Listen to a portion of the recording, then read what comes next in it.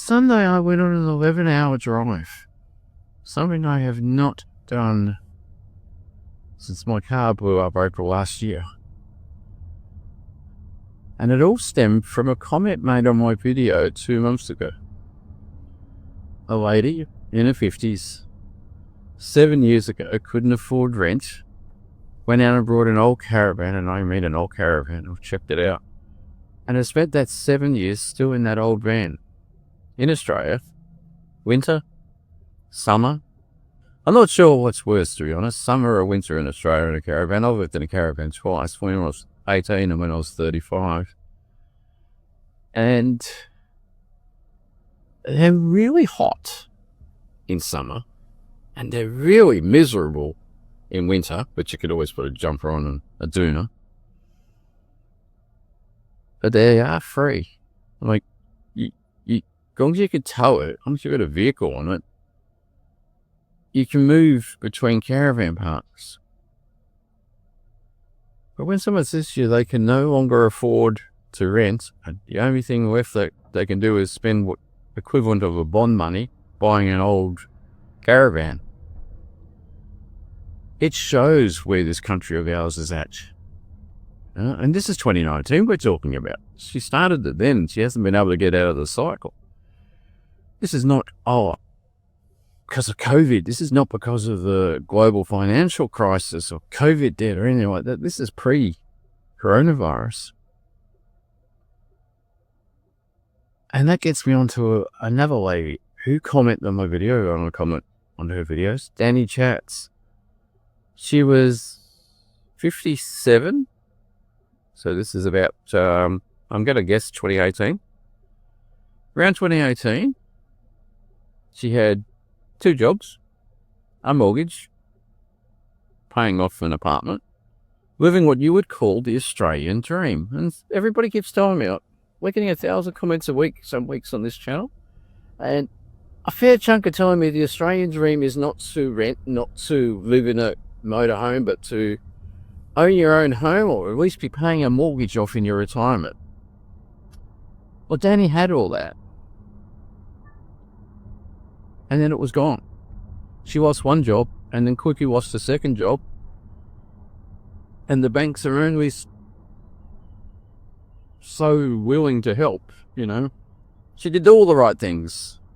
As I said in a previous video, I lost my job in 2008, and I know what it's like to suddenly go from having a 6-figure income to a 0 income, to go from a FIFO mining job to nothing. And it's not pleasant. And I had a wife and a child to support, but I had a mortgage as well. And the first thing I did was call Westpac up and say, I've lost my job. And they said, you can have 6 months. I said to them, I've got 6 months. I've got a job lined up 6 months. They said, well, you can have 6 months mortgage free. No, you could put your payments on hold. And I don't know how often the banks do that, but Dani said she did that in 2018. The banks put her on hold for a few months. And I know you get all these news articles and Hollywood movies, you know, the banks will foreclose on you if you miss a payment. But all you got to do really is talk to people. If you're in financial difficulty, speak to the people you got loans with, and they will give you advice. It's not in their interest to foreclose on you. It costs them money and they lose money. Anyway, Dani lost her jobs, put the house on the market after a few months because she couldn't get another job. And she went from having the Australian dream of an apartment with a mortgage to being homeless. A single mother and homeless. It's just crazy. And it's how easy you can fall in this country. You know, I think I'm in a steady job. I think I've got a steady employer. But I could list to you all the people that I've worked with in the last 9 years who are no longer working for this company. And through sometimes faults of their own or not faults of their own, they've moved on. And the railway, wherever I've been, is such a finicky employer. Your stress level is through the roof. Your job is exactly what you can see now. I get paid to look out a window for 8 hours. I get up and help wheelchairs get on board the train. But apart from that, if there's no wheelchairs on the run, it's 60 minutes to 90 minutes staring straight ahead. You know, I've done that for 22 years. It's not hard for me anymore. It's quite simple. But I know some really good drivers who've gone on to other jobs or gone back to nursing or teaching because getting paid to look out a window wasn't as exciting as they thought. But driving around northern Victoria, I checked out the caravan parks. I actually looked at Cinnamon, Evoca, Creswick, Donald, generally in the triangle from Bendigo heading out towards Warwickneville, if you know your country, Victoria. And all the caravan parks we went past all had the same thing written on it. No long-term stay. No long-term stay. I love the idea of living in a motorhome, and I could easily do short-term stays in a motorhome, going from town to town, working, and staying in rest areas if I needed to. But I went and got petrol. I think I was in Cinnamon when I got petrol. I didn't need it. I was just getting nervous. This car's got a range of around 700 kilometres, and I'd done 300, but I didn't want to be driving around at night in the countryside and finding all the service stations were shut, especially on a Sunday. So I topped the engine up. I asked the servo bloke, who was a 60-something-year-old grump. How's that for putting it nicely? Normally when you get country people, they'll talk the leg off an ostrich, you know, they will talk to you. But he was not in a most chatty of moods, to say the least. But I asked him what's the go with the long-term stay. He's not being allowed out here. And he said, well, during COVID, all you city slickers came out to the bush and you filled up our town with your problems. Okay, that was my welcome to country. I thought, okay, I'm not going to push this envelope too much. But he had a good point. The COVID lockdown was for the city, and everybody flocked out to the regions, and I never really gave it much thought of, well, they flocked to Queensland before the border shut.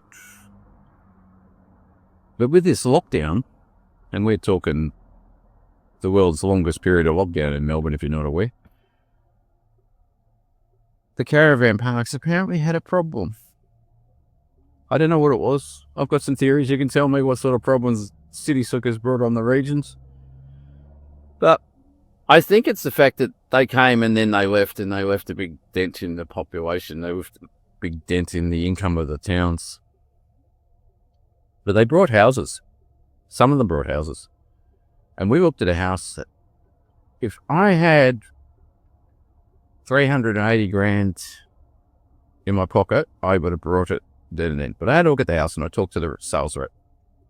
And I can buy the house with superannuation as an investment property, and it has got a tenant in it who is paying $400 a week in rent. So I could purchase the place. But I don't know if I want to be a landlord. It's nervous for me. Anyway, so wait a minute, I better get my ass out. So this house, at the start of lockdown, was sold to people from the city for $190,000. At the end of lockdown, the house was sold for $290,000. It stayed on it was put on the market for $290,000, and it stayed on the market for 2 years. I don't want to sit out on the window. And it's got put back on the market at $390. So if you can understand that, between 2021 and 2026, it's gone up $200,000. It's had a little bit of work done on it. When it was $190,000, it was pretty much a dog box that you could use for a single alcoholic man to live in. And after it had the family living in it through COVID, they put new bathrooms, they did a coat of paint, and they made it look really nice. So I can understand why it went from $190 to $290. But they've got themselves into a selfish situation where they're trying to sell it for $200,000 over the next home price in the town. Where you going, buddy?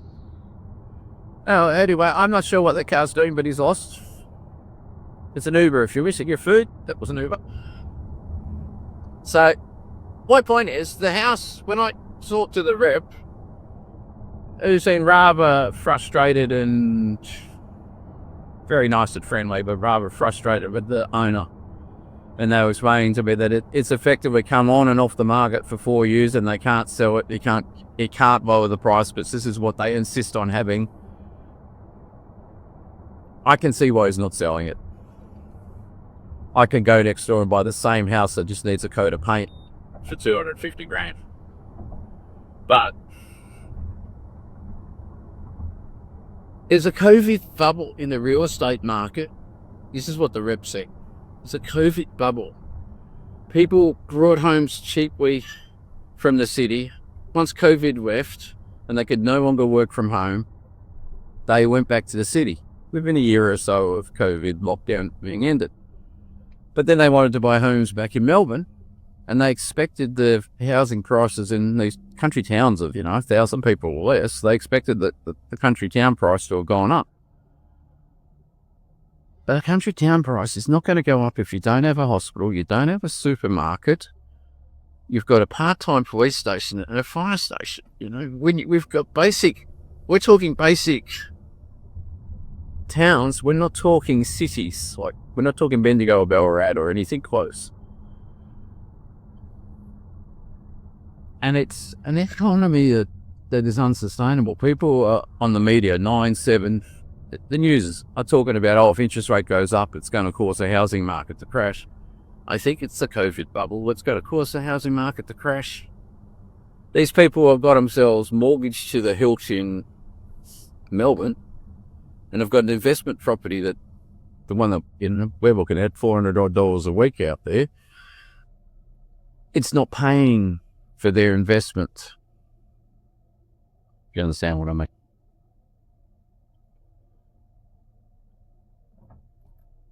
Following an electric Tesla. Any chance it'll move? Oh, here we go.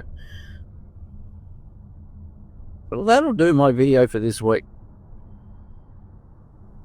Let me know if you've got any thoughts about owning a caravan or owning a motorhome in retirement, or even in your 40s, 50s, because there are people who are buying these things before they turn 50 because they can't afford the rent.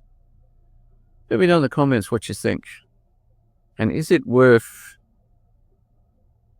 buying an investment property now in the regions with your super? Well, I'm not exactly sure what I'd have to do to use my super for investment properties. I know I can do it, but I'm not sure how. Stay safe, people. And I will talk to you later in the week.